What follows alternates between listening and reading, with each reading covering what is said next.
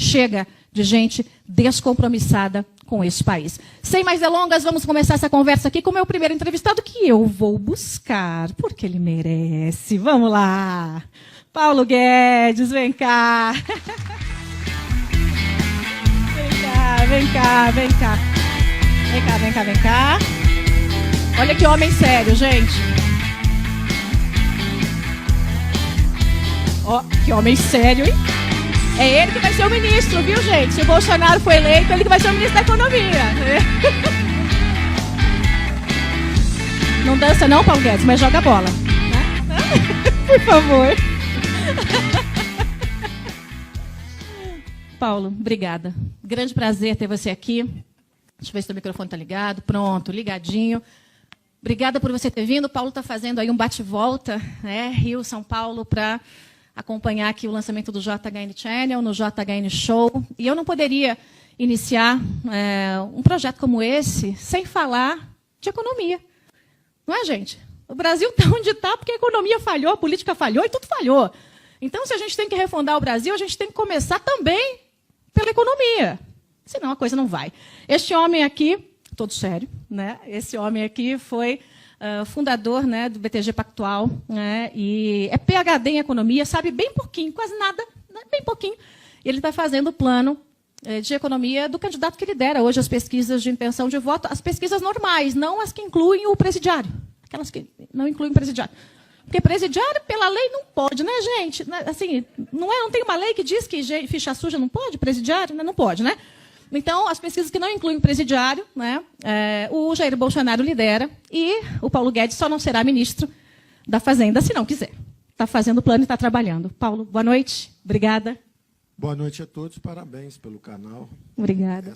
Esse compromisso com valores é importante porque exatamente são esses fundamentos que permitem um país avançar, não é? A civilização é em cima de valores, né? E sejam valores conservadores, sejam valores liberais, a verdade é que a curto prazo qualquer grupo de homens podem escolher as ideias que eles querem adotar. Os homens podem escolher ideias que quiserem, mas a longo prazo as boas ideias é que selecionam os grupos humanos que terão sucesso. Então, eu acho muito importante esse compromisso de mídia com os valores, principalmente da civilização ocidental, né? Que é o que nós conhecemos e que deu certo, e é um experimento de séculos. Não é algo que começou Sobe um pouquinho o microfone, Paulo. Isso. Não é algo que começou ontem. Não é? Há toda uma história de uma civilização e toda a história de sucesso de grupos humanos que aderiram a essas ideias que permitem o avanço.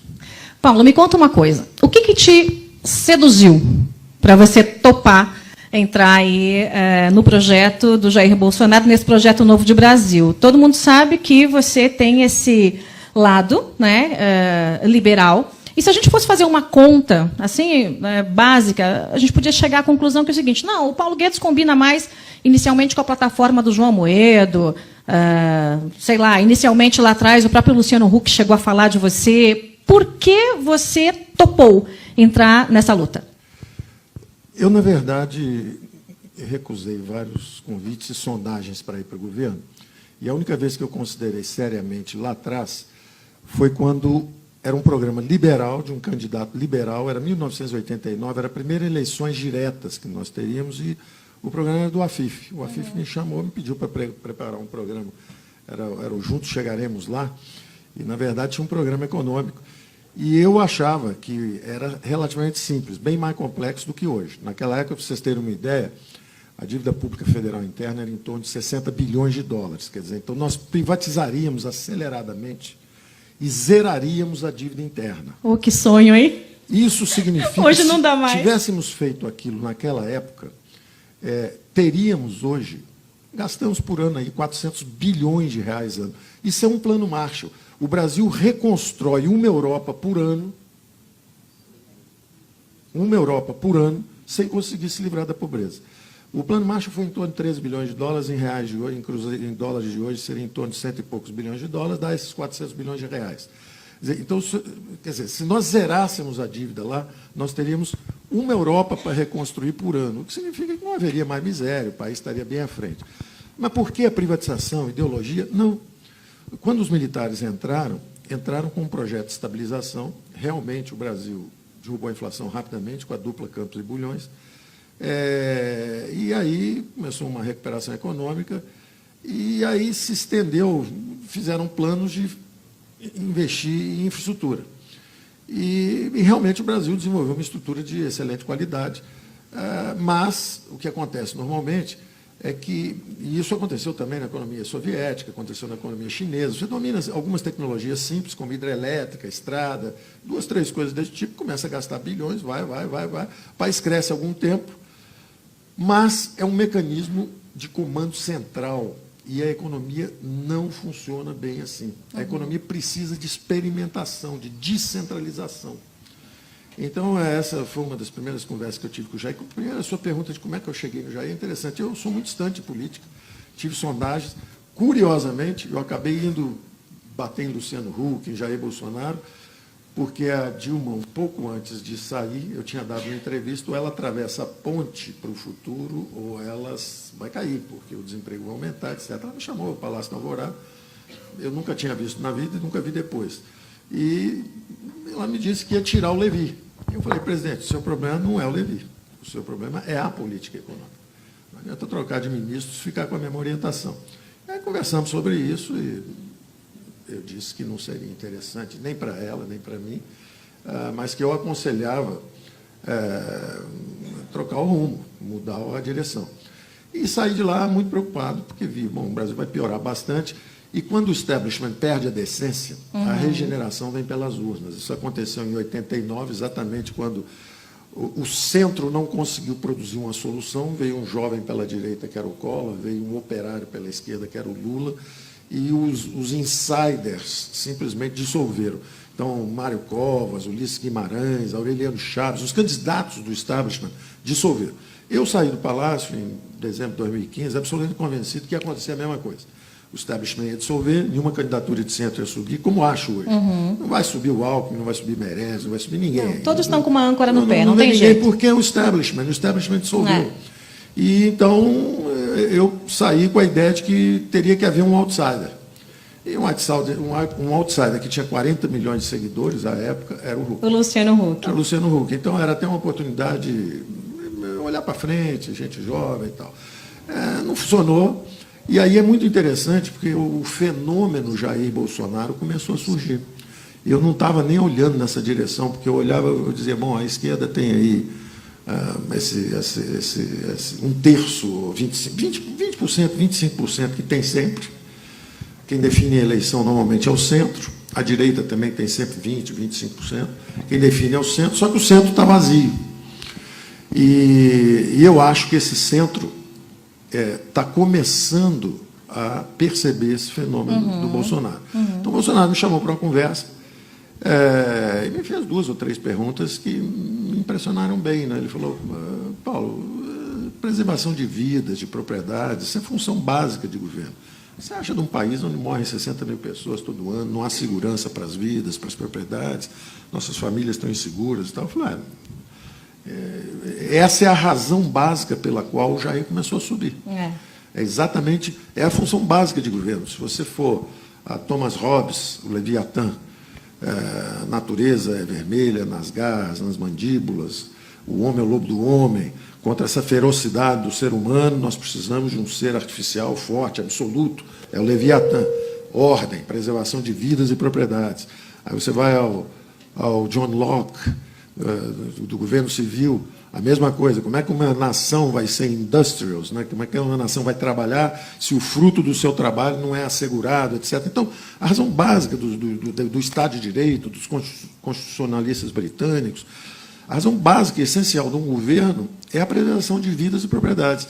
Então, as pessoas estão em choque, não percebem por que o Jair está subindo, mas ele está subindo porque ele defende uma função fundamental de governo. Não há progresso.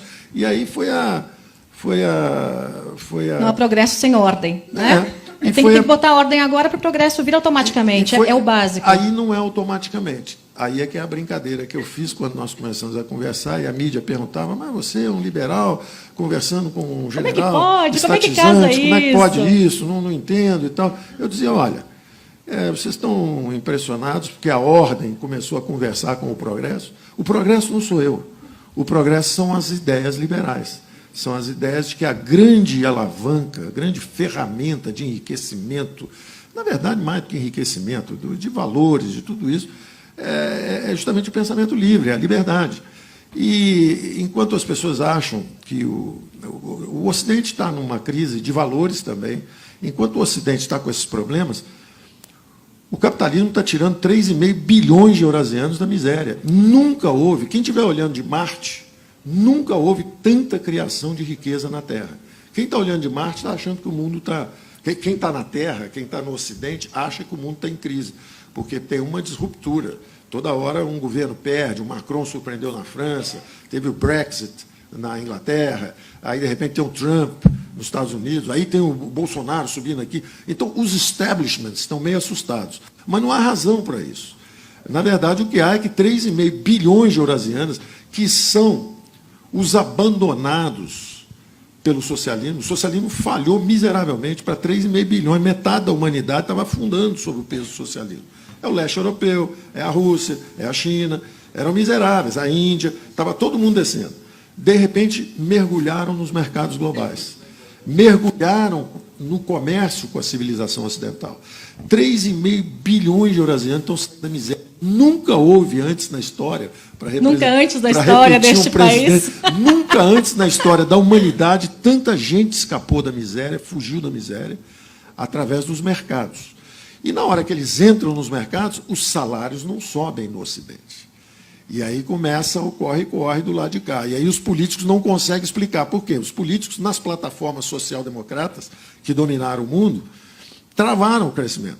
A França não anda, Portugal e Espanha com problemas, os democratas nos Estados Unidos com problemas, o negócio não anda, 3,5 bilhões subindo do lado de cá, a humanidade melhorando, a distribuição de renda está melhorando. O Piketty veio ao Brasil, eu tive um debate com ele, só usei armamento francês, para não dizer que eu ataco um francês com armamento americano ou inglês, que é o Léon Warra, que é um excelente economista clássico, e eu tive um debate com ele, e ao final ele se convenceu, porque ele estava preocupado que a distribuição de renda na França estava ruim, como está nos Estados Unidos, porque os governos baixam os juros, as propriedades sobem de valor, as bolsas, os imóveis, mas os salários estão travados. Mas estão travados porque o Oriente inteiro, quer dizer, 3,5 bilhões de pessoas estão subindo. Então, a distribuição de renda no mundo nunca melhorou tanto. Mas os governos ocidentais que brincaram de welfare state demasiadamente, os americanos que abusaram de finanças demasiadamente, quer dizer, quem cometeu excessos, é como se fosse o seguinte, o Ocidente enriqueceu rápido e deitou na rede e quer administrar o progresso com coisas que não são sustentáveis. Enquanto isso, os asiáticos abraçaram pela primeira vez a oportunidade, dormem pouco, trabalham muito, poupam bastante, estudam demais e querem a competição. É uma boa fórmula, né? É uma fórmula Dormir, imbatível. trabalhar, estudar e acabou. É uma fórmula imbatível. Então, o que está acontecendo é isso, e eu brinquei com o Jair e falei, olha, o pessoal não está entendendo, não, mas ordem e progresso andam bem. Funciona. Preservação de direitos, propriedades, vidas, garantia dos empreendimentos, redução de impostos, desburocratização, abertura da economia, privatizações. Isso funciona. Na época do AFIF, se vendesse as estatais, zerava a dívida. E agora? Hoje, se vender tudo, só 20%. Daqui a 15 anos, se vender tudo, talvez 1% do patrimônio. O que está acontecendo conosco é má gestão. Gente? O que está acontecendo conosco é uma má gestão, mas há muitos anos. Para vocês terem uma ideia, o tripé, famoso tripé, estava no plano do AFIF, Banco Central Independente, equilíbrio fiscal, flexibilidade no câmbio, privatizações. Então, isso nós podíamos estar há 30 anos nisso. Mas com essa conversinha, primeiro com a conversa populista, de congelamento de preço, foi o plano cruzado. Na verdade, o que houve? Políticos inebriados, depois de anos fora do poder, chegam e buscam fórmulas populistas. Economistas inexperientes, incultos, querendo oferecer fórmulas fáceis para políticos que estavam loucos para fazer uma graça. Foi feita a graça. Fizemos o Cruzado, que é um plano bolivariano, é um plano venezuelano. Era caçar boi no pasto, quase prenderam o Maxud aqui em São Paulo, porque subiu o preço do Guaraná no hotel dele. Um absurdo, uma selvageria, do ponto de vista de civilização, uma selvageria. Mas a mídia toda, na época, apoiou o plano. Por quê? Porque era a redemocratização. Bom, fomos para a hiper. Vamos para a hiper, o Collor bloqueia a liquidez. Outro sintoma. Os preços sobem, você congela os preços. É um sintoma, não resolve nada. O dinheiro começa a girar em alta velocidade, você congela os ativos, então. Foi o que fizeram, bloquear a poupança de todos os brasileiros. O que era mais fácil fazer? Anunciar que está vendendo empresa estatal ou tomar, sequestrar a poupança dos brasileiros? Era muito mais fácil fazer o programa que parecia ser mais duro. Agora, Paulo, deixa eu te perguntar nessa linha. Há algum tempo eu estive batendo um papo com o Jair e eu sempre fui uma defensora de tirar as estatais todas, vender tudo e deixar o empresário fazer o que o empresário sabe fazer e acabou. Aonde o governo tem que se meter, pode ser que tem que regular uma coisinha ali, outra acolá, mas, de fato, vende tudo. E o Jair, daquele jeitão dele, ô, Joyce, toquei, mas tem que pensar bem, toquei na Petrobras, toquei, porque sabe como é, toquei, tem o negócio da China, toquei, aí é petróleo. E eu brinquei com ele, eu brinco com ele, assim, a gente brinca desse jeito, né? Aí eu falo, toquei, ô Jair, mas aí tem que privatizar. Você já colocou na cabeça dele que tem que, de fato, privatizar o maior número de estatais? E eu sei que você tem uma liberdade na mão para construir seu plano. Ninguém está te mandando, não. Você está colocando a sua alma e o seu conhecimento nesse plano econômico. O Jair evolui com uma velocidade muito maior que os economistas brasileiros evoluíram e que os presidentes passados evoluíram. Uau!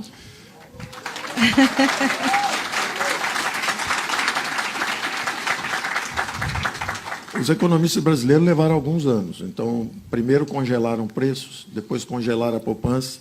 Quando viram que não dava certo, vieram com um plano real bem melhor, porque tinham um fundamento importante, a política monetária. Mas esqueceram dos outros fundamentos. Então, quando você faz uma política monetária muito forte, mas deixa solta a parte fiscal, o que acontece? O juro vai para a lua. Então, nós fizemos um plano que levou nossa dívida a dívida está chegando agora a 4 trilhões, 3 trilhões de você. Lembrem-se que lá atrás era coisa de 200 bilhões. Então, o que adianta se você pisa no freio monetário, mas pisa no acelerador fiscal? O carro sai andando de lado. É. Então, nós tivemos... E depois os tucanos não entendem porque perderam 4 eleições seguidas. Porque eles agradaram o andar de cima. Juro alto, o Brasil virou o paraíso dos rentistas e o inferno dos empreendedores. É. Subiram impostos, subiram os juros, empurraram o câmbio para baixo. Aí o Brasil cresce mediocremente 2, 3, 4 anos. O Lula tinha perdido 3 eleições.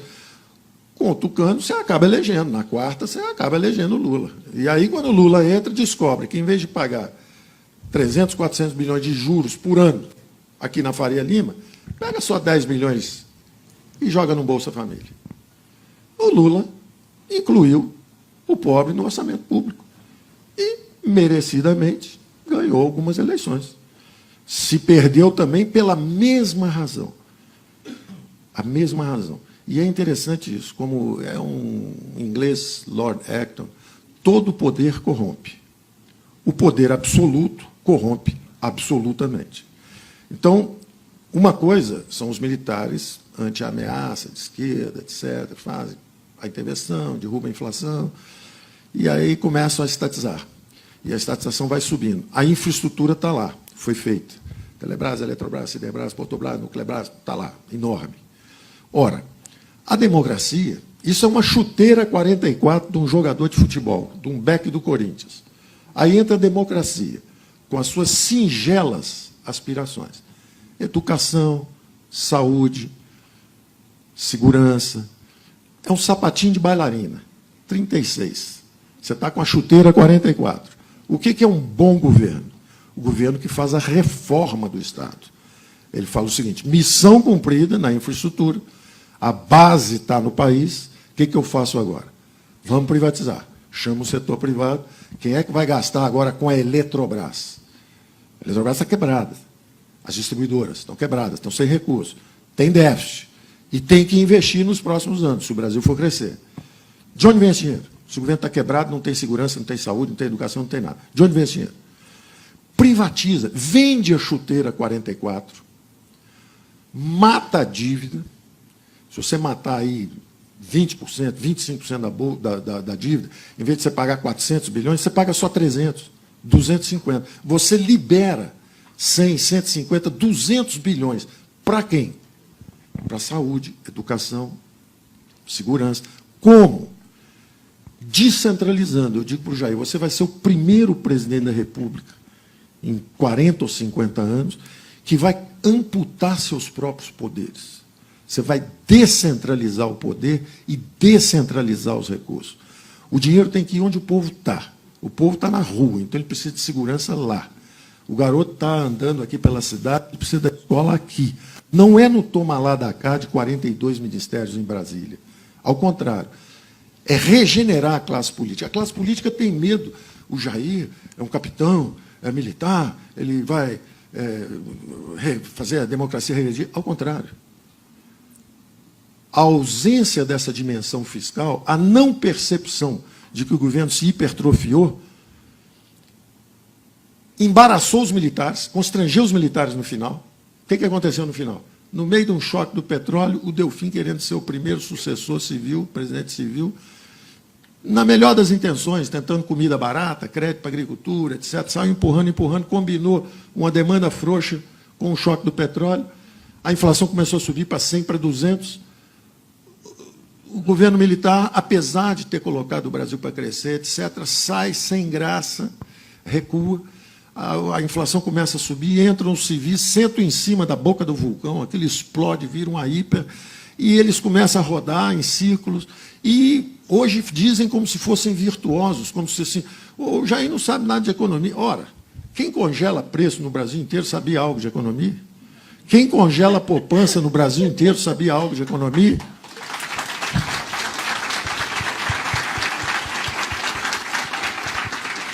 Melhor não saber assim, né? Quem bota a taxa de juros a 70% ao ano, no ano seguinte 60%, no ano seguinte 50%, passando uma década com juros astronômicos, aí só faz o câmbio afundar, então você desindustrializa o país e se endivida em bola de neve, aí queima 50 bilhões de dólares, aprova uma emenda da reeleição de forma suspeita, um erro fatal. Quando você aprova uma reeleição, olha o desastre que virou. Quer dizer, o Tucano aprova uma reeleição, depois perde 4 seguidas. Ganha uma e perde 4. Fizeram uma conta. Destruiu o seu próprio partido. Acabou, dissipou. Cadê o PSDB hoje? Todo mundo escondido. Então, ficou um negócio terrível. E não tem erro novo que o PT tenha cometido, não. Ele só cometeu... Eu disse isso à presidente Dilma. Falei, olha, o seu erro foi cometer todos ao mesmo tempo, numa intensidade nunca vista.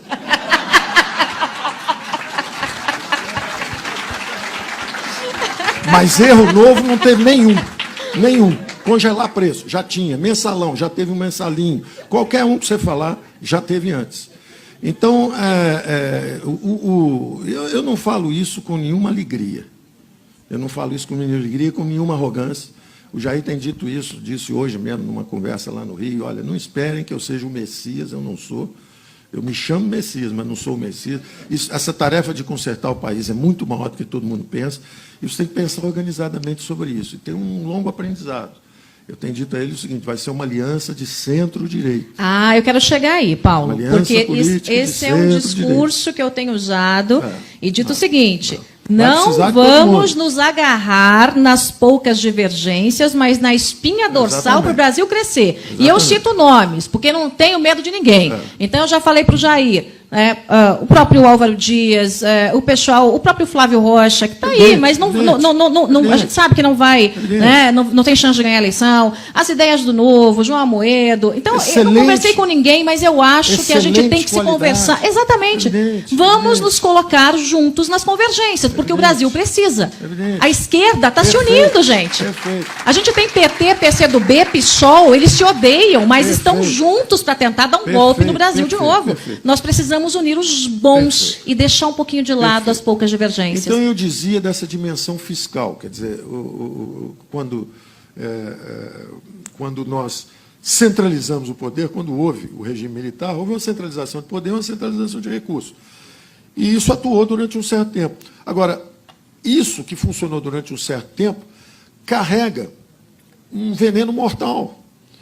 Porque o que acontece? Na hora que o governo é muito grande e tem esse poder absoluto, e esse poder absoluto começa a corromper, Curiosamente, os militares saíram meio sem entender o que estava acontecendo ali no final, mas fizeram a redemocratização, fizeram a abertura e passaram o poder para os civis.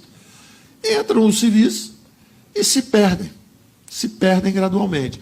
Agora, não é uma história negativa no seguinte sentido. Eu sou cáustico com os economistas porque era a nossa missão. Se você é um neurocirurgião, o sujeito vem para você, você manda ele acender uma vela, tomar uma pinga. Meu marido pode dar o depoimento, ele é neurocirurgião. Agora, quando você conversa com o político e fala a verdade para o político, ele foge da verdade e compra um produto alternativo falsificado, o resultado é o que aconteceu. Mas é o que eles queriam ouvir, de qualquer forma, porque era também um grupo de políticos sem sofisticação, sem experimentação. Então, não adianta dizer que A ou B não é preparado nisso ou naquilo. Eles não eram realmente.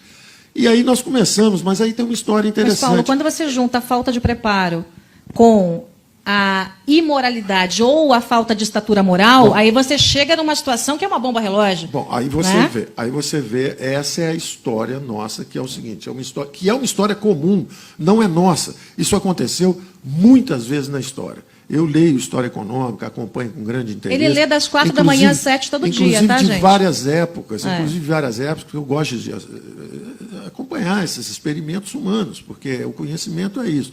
E aí você vê o seguinte, é fatal. Isso que está acontecendo na Venezuela, que aconteceu na Venezuela, é um filme convencional. Uhum. Você entra cheio de ideais. Está acontecendo na Revolução Francesa. Os mais nobres ideais iluministas, de repente, degeneraram numa lâmina cortando o pescoço. E não adianta tirar o pescoço do rei. Tirou o pescoço do rei, o Robespierre e o Danton guilhotinaram o Luís XVI. Depois o Robespierre guilhotinou o Danton. Depois guilhotinaram o Robespierre. Depois fomos para as guerras napoleônicas. E não tem fim. Quando você erra e a crise política continua, e são gêmeos, siameses. Quando esse excesso de gastos públicos no Brasil, você vê, o Brasil gasta hoje no pico da Dilma chegou a 45% do PIB. Então, um governo que gasta quase a metade do PIB. Aí você vai ver a qualidade do gasto. Aí você olha e fala o seguinte, vamos olhar agora a qualidade do gasto público. Primeiro grande componente, juros. Gastamos um plano Marshall por ano. Reconstruímos uma Europa por ano. O dinheiro que reconstruiu a Europa inteira. Alemanha, França. Nós gastamos por ano só com juros da dívida. São as digitais dos erros do passado. Quer dizer, uma dívida de quase 4 trilhões diz o seguinte, vocês fizeram muita besteira lá atrás. Ficaram com juro muito alto. Você vê o mundo todo com juro zero, o Brasil bota assim 70% com a maior tranquilidade, 15%, como se não houvesse amanhã, como se não fôssemos ter filhos, como se não tivéssemos netos. Empurra essa conta para o futuro. Empurra essa conta para o futuro. Essa é a nossa história. É um erro brutal. Então, nós fomos aprendendo aos poucos. A boa notícia é o seguinte, não tem mais erro para cometer. Cometemos quase todos. Cometemos quase todos. Então, achamos, depois de congelar preços, congelar ativos, nós acabamos achando a importância da política monetária. Foi o Plano Real. Uma descoberta. Descobrimos o Plano Real. Um pouco antes, para se reeleger, Fernando Henrique gasta 50 bilhões de dólares de reserva. Se reelege. E o câmbio explode na banda diagonal endógena. Não foi algo de sabedoria, não foi aprendizado, não. Foi uma explosão. Ele botou um presidente do Banco Central novo, passou 5, 6 dias lá, que ele explodiu, e aí aprendemos a flutuar o câmbio. Aí o FMI chama o Brasil e diz o seguinte, vem cá, você com esse juro na lua, essa dívida vai explodir, faça alguma coisa no fronte fiscal. Aí eles fazem a lei de responsabilidade fiscal. Aí passa o tempo, eles se esquecem que aprenderam, queimando o focinho em cada lareira, voltam e dizem arrogantemente o seguinte, esse PT não sabe nada, se o Lula ganhar a eleição vai tocar fogo no Brasil, nós que somos os caras, sabemos tudo, se esquecem que aprenderam apanhando, fazendo besteira o tempo inteiro. Curiosamente, o operário entra e faz um governo melhor que o dele, mais barato que o dele, descobriu que pobre é fácil de ajudar. E deu uma ajudazinha, botou um dinheirinho aqui, um dinheirinho ali, a coisa começou a andar. Mas o poder corrompe. E o poder absoluto corrompe absolutamente. E aí o Brasil vai evoluindo de uma forma muito interessante, que é o seguinte, quando houve o impeachment do Collor, eu mesmo pensei o seguinte, interessante, será que ele está caindo porque roubou um Fiat Elba? Ou será que ele está caindo porque não está deixando os outros roubarem? É uma pergunta. Depois eu pergunto, passa mais um tempo, eu falo assim, não, eu vou olhar pelo lado positivo. Não interessa a motivação em si, se foi ambição. O que interessa é que o legislativo dê um grito de independência. E isso é importante. O país precisa ter os 3 poderes independentes. Então, o impeachment do Collor foi um grito de independência legislativa. Falou, olha, somos independentes, se fizer besteira, tiramos o presidente. Bonito, vou olhar pelo lado positivo, em vez de pelo lado negativo. Aí o Executivo compra o Legislativo. É o que nós assistimos. É. O Executivo comprou o Legislativo, comprou sustentação parlamentar. Toma lá da cá, voto, dinheiro para cá, postos nas estatais para trocar, comprar influência, etc. Piratas privados, de um lado, burocratas corruptos e criaturas do pântano político se associam e saqueiam o país. Descobrimos que temos um poder judiciário independente, prender os 2. Bom, interessante, Sérgio Moro foi homenageado ontem ou anteontem em Nova York. Salva de palmas para o Sérgio Moro. Homem do ano. É? Sérgio Moro, juiz da Lava Jato, homem do ano em Nova York, merecidamente. Ou seja, ao contrário, e me espanta a descrença com que as pessoas olham para o nosso próprio desenvolvimento. As pessoas olham e falam assim, estou com muito medo, porque o Jair Bolsonaro, porque o Ciro Gomes, porque não estou entendendo. O país tem 3 poderes independentes. Tem o judiciário, tem o legislativo e tem o executivo. O país tem livres eleições a cada 2 anos, ocorrendo seguidamente. O que está errado? Tem algo errado agora? Ou estivemos errados por um longo tempo, fazendo besteira, roubalheira, besteira na economia? Eu não estou entendendo a descrença a respeito do Brasil. Mas, Paulo, a gente tem um legislativo que também está encrencado, em sua grande maioria, na Lava Jato. A política da toma lá da cá é básico, né, gente? Então, a gente sabe como é que funciona. Como é que o Jair vai chegar lá? E já emendando uma outra pergunta, excelente, porque nós temos aí, eu tenho que liberar o Paulo logo que ele tem voo, tá, gente? Então, vou emendar uma outra pergunta. O Jair vai ter que negociar com esse Congresso, e esse negociar, entenda-se o negociar republicano, tá, gente? Porque eu nem falaria, né, em algo que não fosse republicano. Porque a nossa renovação não vai ser... Eu queria renovar 100%, mas a gente sabe que não é possível, infelizmente, ainda vai um tempo para isso acontecer. E você falou de mudar a lógica aí, do Estado. Quer dizer, o Estado mais enxuto, se você enxuga o Estado automaticamente, você tem menos corrupção. Acabou, é básico. Juntou Lé com Cré, não precisa ser muito inteligente para você chegar aí.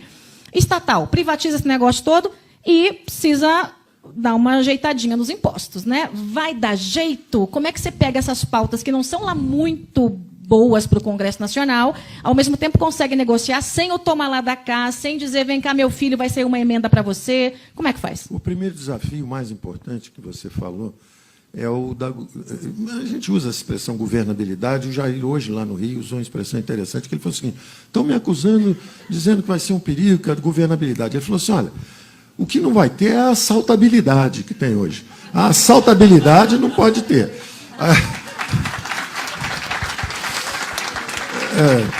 E eu concordo, as pessoas precisam entender uma coisa, e eu acho que a classe política já entendeu. Eu tenho escrito 30 anos sobre isso. Eu fui colunista do Globo, da Folha, da Exame. Quando o Simons morreu, me convidaram para substituí-lo na Exame. Então, eu estou escrevendo isso há 30 anos, eu estou acompanhando isso há 30 anos. Sou alguém que chegou ontem e está olhando para isso. Eu estou escrevendo isso há 30 anos, tudo está escrito, não tem nada novo para eu falar. Está tudo escrito, há 30 anos, dizendo, olha, está circulando aí um vídeo meu, depois você podia mandar para todo mundo que veio aqui, que me mostraram, eu falei, que interessante, mas eu não estou falando na mídia, o que houve aí? Não, isso é 2006, eu falei, interessante. Porque eu estava dizendo exatamente o seguinte, olha, eu não tenho em quem votar, eu posso votar no social-democrata de punhos de renda, aí eu vou no PSDB, que é o Serra, não sei quem dizer. Ou eu voto num social-democrata de chão de fábrica, que é o Lula, que é não sei quem lá. Ou eu voto num social-democrata reformista, que é o Ciro Gomes. Ou eu voto num social-democrata populista, que era o Antônio Garotinho. Eu não quero votar neles. Eu não quero votar neles. Não estou representado por essa corrente política. Tem que aparecer algo novo. Agora, não faz mal. Se eles monopolizaram isso, como tem um ovo da serpente aí dentro, que é esse desequilíbrio fiscal, o que vai acontecer no final? Esse vídeo é de 2006. Eu digo o seguinte, no final, o que vai acontecer é o seguinte, esse modelo vai degenerar a democracia, vai corromper a democracia e vai estagnar a economia, que é exatamente onde nós estamos hoje. Corrompeu o sistema político e estagnou a economia. Como é que refaz isso? E eu escrevi vários anos o seguinte, os nossos políticos estão se comportando como papas renascentistas. Um papa renascentista mandava assassinar cardeal, tinha 8 amantes, tinha um exército particular, invadia países. O que aconteceu? Se não conserta por dentro, veio uma reforma de fora, veio a reforma protestante e rachou a igreja em duas. Então, vem um outsider. As eleições vão trazer outsiders, vão trazer gente que não pratica isso. O que nós estamos assistindo no momento? Nós estamos assistindo à morte da velha política. Ela já morreu. É impossível. Quem quiser insistir nisso, vai preso. Está aí a independência do Poder Judiciário. Eles serão presos. De primeira instância, né, pelo menos. Vai preso. Então, eles têm que se reinventar. E o Jair é uma chance, em vez de ser esse desafio, esse temor, etc., é justamente a chance da readaptação da política, que é o seguinte: se ele não gosta da esquerda e a esquerda não gosta dele, não tem problema nenhum. É uma aliança política de centro-direita, que ficou 30 anos fora. Esse centro, que ficou 30 anos aí olhando para onde ir, e o próprio Fernando Henrique se arrogava e dizia: eles têm que vir conosco, porque nós somos a vanguarda do atraso. É conosco ou pior ainda? Não, não seja arrogante. Pode ter coisa bem melhor aparecendo. Que nomes você acha que poderia compor essa aliança de centro-direita? Eu acho que você falou vários nomes interessantes. Álvaro, João Amoedo, Flávio, Afife. Todo mundo, claro, evidentemente.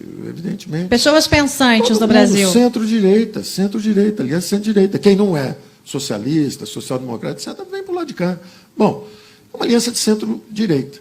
E o que eu acho é que essa modificação do Estado, essa mudança de eixos de crescimento, em vez da ferramenta de inclusão, uma coisa é você fazer inclusão social de minorias, de brasileiros que ficaram para trás. Outra coisa é você achar que o Estado vai levantar todo mundo. Não, é impossível. Quer dizer, 3,5 bilhões de eurasianos estão saindo da miséria, os chineses estão saindo da miséria, os chineses renunciaram à economia dirigista e estão mergulhando nos mercados globais. Os russos também. Os russos fizeram uma reforma, baixaram os impostos para 15%. O Gerard Depardieu, socialista francês, correu, quer pagar imposto de renda na Rússia. Foi morar na Rússia. Então, essa reforma é inevitável. E por que eu acho que a governabilidade virá para um Jair? Primeiro, porque é uma aliança de centro-direita. E segundo, porque a governabilidade, o eixo mudou. Em vez de ser uma compra de votos mercenários no varejo, sem a menor pudor, que é o que tem acontecido, o sujeito vota aqui, independente do partido, vai ser o contrário, serão entendimentos políticos em torno de programas partidários, no atacado. Então, quando for seguir uma proposta para o Congresso, de reforma da Previdência, por exemplo, ou seguir uma reforma... tem que vir, né? Não tem como segurar mais, né, Paulo? Não dá, acabou. Olha, vamos fazer um programa de privatizações, vamos fazer uma reforma tributária, tem 54 impostos, é um manicômio tributário. Vamos simplificar isso, vai ter 4 ou 5 impostos, alíquotas mais baixas. Que maravilha, gente. Dá para começar agora? Tem que esperar até o final. Quando isso for mandado para o Congresso, o Ciro Gomes e o Boulos com os 2 votos dele, e o Ciro Gomes com os 18 do partido dele, eles vão votar contra.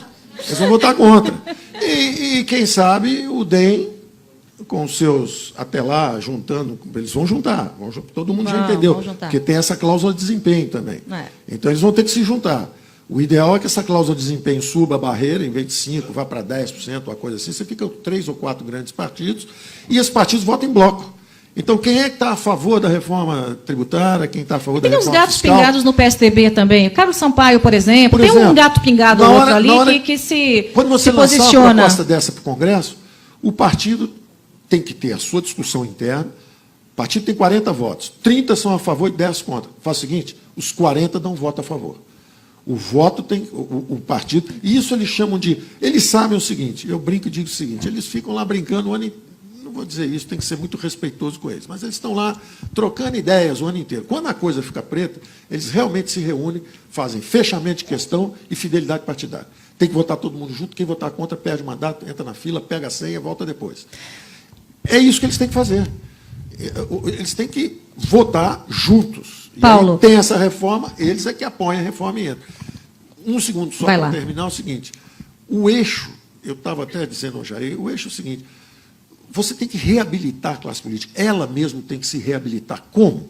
O que se espera é que não tenha 5 mil prefeitos correndo para Brasília para bajular, para serem corrompidos, ou governadores correndo para Brasília. Não.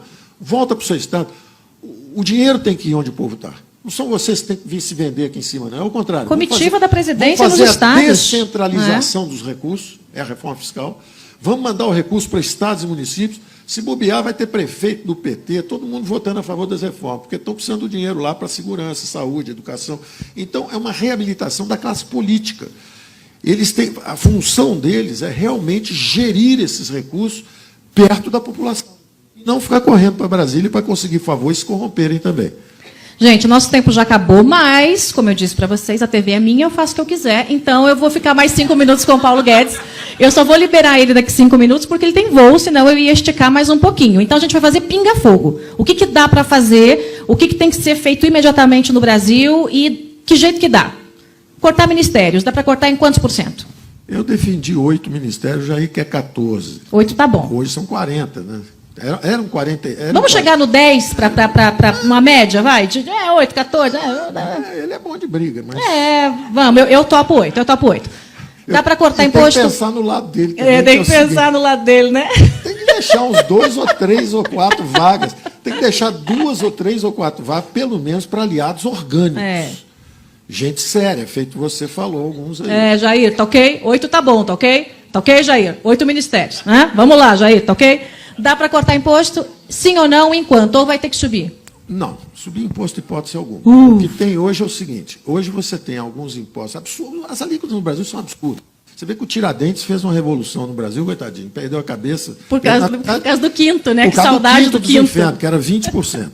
Então, o ideal, os impostos saíram de 20 e poucos % no final ali dos militares, para 32%, 33%, 34% com os social-democratas. O ideal é voltar para 20%, mas não dá para fazer isso em 4 anos. Mas dá para fazer alguma coisa, que é o seguinte, tem impostos muito altos e tem muitas isenções. Então, se quem não paga começar a pagar um pouquinho, quem sabe todo mundo paga menos. Então, a ideia é baixar alíquotas gradualmente.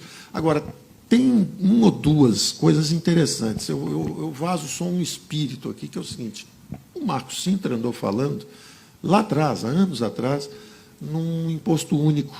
E a gente está pensando no imposto único federal. Se subir uma série de impostos e aparecer um só, com alíquota bem mais baixa, pode ser bastante interessante. Então, nós estamos analisando várias circunstâncias, mas em todas elas, a chave é o controle de gastos. O que matou o Brasil é o seguinte, como os gastos se expandem descontroladamente, hoje o Estado é enorme e não atende a ninguém. Ele é disfuncional. É até meio boba a discussão de Estado mínimo e máximo, porque é o seguinte, você pergunta como é que ele é. Ele é próximo do máximo, porque ele já é metade do PIB. Mas e aí, socialmente? Ele é próximo do mínimo, porque o dinheiro não chega no povo. Ele consome, o governo consome hoje dinheiro com o passado dele, é o juro da dívida, dos erros passados, com o presente dele, que é o salário de funcionalismo, salário generoso, e com o futuro dele, que são as aposentadorias dele mesmo. Com 1 milhão de funcionários públicos, ele já tem um déficit colossal, ameaçador, enquanto o setor privado tem 30 milhões com muito menos per capita, e com muito menos desigualdades também. Então, o governo virou uma fábrica de desigualdades. Se você for ao BNDE, o Joesley tem um dinheiro bom, mas o pequenininho não passa nem na porta. Se você for à aposentadoria no sistema público, você é garçom, você ganha 3 vezes o que ganha o garçom aqui do setor privado. Mas você ganha 1/20 do que ganha o senador da República. E assim por diante. Então, o governo virou uma fábrica de desigualdades. Previdência chega logo? A Previdência é o seguinte, tem esse sistema antigo aí, eu digo para o Jair, quando teve a reforma, eu falei, Jair, esse avião já caiu. Se o Temer aprovar essa reforma, ele passa por cima do seu governo e cai na cabeça de um outro lá, mais tarde um pouco. Mas eu não posso trair, Paulo, quem votou em mim. São as viúvas de isso, daquilo e tal. O meu mandato é esse, no meio dessa confusão toda no Brasil, todo mundo pegando dinheiro para todo lado, eu tenho que proteger quem votou em mim. Eu falo, Jair, mas vai ficar tão ruim você votar contra e 3, 4 meses depois ser eleito presidente, você tem que voltar e dizer, olha, pessoal, não é bem assim, não. Eu falo, Paulo, Algo me diz que não vai acontecer isso. Se acontecer, eu vou decidir nos últimos 30 segundos. Não me aperta, não. Mas algo me diz que essa votação não acontecerá. E não aconteceu. Então, ele escapou dessa. Mas eu disse, olha, esse avião está caindo. E esse avião está caindo. E a população brasileira não envelheceu ainda e essa Previdência está indo para quebrar. Então, nós vamos ter que fazer algo a respeito. Ele, vai escrevendo aí. Tá ok? Vai escrevendo aí. Gente, é o seguinte, eu queria falar com o Paulo ainda sobre futebol, porque ele joga futebol, e sobre uns velhinhos que ele conversa com o pessoal, assim, velhinho, de séculos, né? Já falecidos, de madrugada. Calma, não é em centro espírita, não, tá, gente? Não é isso, não. Não é nada místico, não, porque ele lê das 4h30 da manhã até 7h, todos os dias. São leituras aí de filósofos, né? Gente que deixou aí um grande legado para o mundo. Não vai dar tempo, o futebol e a leitura vai ficar para a próxima. Paulo Guedes, muito obrigada, adorei. Parabéns para vocês, todo o apoio ao canal da Liberdade. 8 ministérios, estou junto com você.